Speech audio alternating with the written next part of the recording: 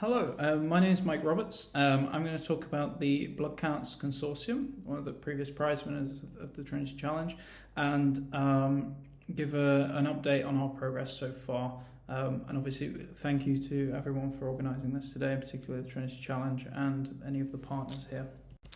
So just to recap, what was the ambition of BloodCounts? So we aim to use complete blood count data, so the complete blood count being the most common clinical test in the world, at scale to predict and track pandemics and other health emergencies. And why do we want to focus on complete blood counts? Well, as I said, it's the most common clinical test, a 3.6 billion per year across the globe, and is absolutely essential for decision making in the community and hospital care to allow for triage of patients and likely diagnoses. But only 2 to 3 measurements are used on a patient-by-patient basis to make these decisions. And inside the machine, we have high-dimensional, rich data that are recorded for every sample. And if we apply AI to these high-dimensional data, we were able to detect the SARS-CoV-2 outbreak in Cambridge. And this rich CBC data that is already paid for, but is usually thrown away, is of immense value for public health surveillance.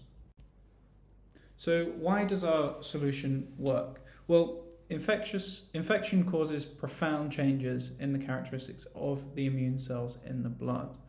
And these changes can be detected by our analysis of this rich CBC data. And we can identify signatures unique to different pathogens. And our technique is completely pathogen agnostic, with no prior knowledge of a specific bug needed for outbreak detection. And thanks to how lightweight the algorithm is and how small the data packets are that are needed, it can be scaled to very resource limited countries very easily.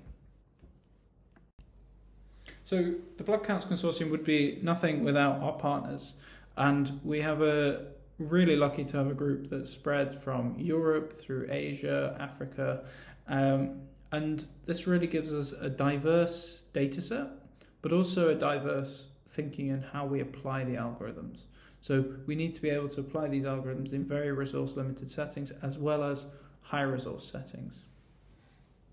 So on to our progress to date. So after the award was announced and negotiations with the university completed, we managed to recruit the entire team by April of 2022 and then start our analysis. And this analysis of the CBC data led to the foundation of our consortium workshop, where we got all of the blood count partners across the world to come to Cambridge, and we really figured out what are the problems we're trying to tackle, what is the deployment scenario in the different countries, which countries need particular ethical agreements and data collection agreements before they could start.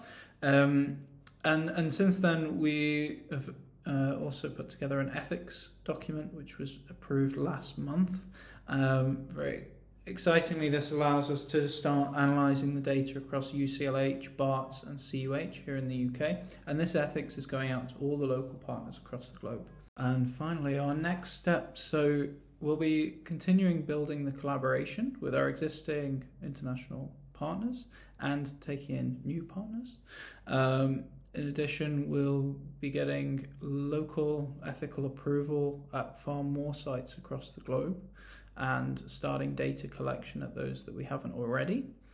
We'll be building, critically, the federated learning infrastructure across the different sites in the BloodCounts Consortium. There are 2 publications here which are coming out in the next month or so. One is around combating the inherent biases and issues with machine learning using CBC data at scale.